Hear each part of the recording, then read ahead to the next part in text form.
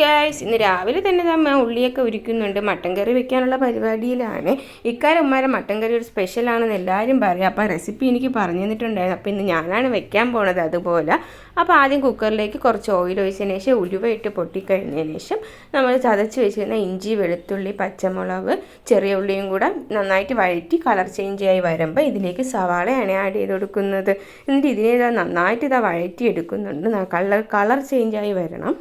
ഇനി ഇതിലേക്ക് മുളക് പൊടി, മല്ലിപ്പൊടി, പെരുംജീരകം പൊടി, ഉപ്പ്, മഞ്ഞൾപ്പൊടി ഇതെല്ലാം കൂടെ ചേർത്ത് ഇതിനെ നന്നായിട്ടൊന്ന് മിക്സ് ചെയ്യുന്നുണ്ട്.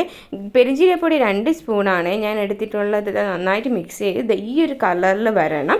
എന്നിട്ട് നമ്മൾ നേരത്തെ കഴുകി വെച്ചിരുന്ന മട്ടനാണ് ആഡ് ചെയ്ത് കൊടുക്കുന്നത്. അപ്പോൾ മട്ടനും കൂടെ ചേർത്തതിന് ശേഷം നന്നായിട്ടൊന്ന് മിക്സ് ചെയ്ത് മട്ടനിലേക്ക് എല്ലാ അരപ്പും വരുന്ന രീതിക്ക് നന്നായിട്ടൊന്ന് മിക്സ് ചെയ്ത് എടുത്തിട്ടുണ്ട്. ഇനി ഇതിലേക്ക് തക്കാളി, കറി ലീഫ്, മല്ലിയില അങ്ങനത്തെ സാധനങ്ങളെല്ലാം കൂടി ഇട്ട് മിക്സ് ചെയ്യൂല. അതിൻ്റെ കൂടെ തന്നെ തേങ്ങാപ്പാലാണ് ഒഴിച്ചു കൊടുക്കുന്നത്.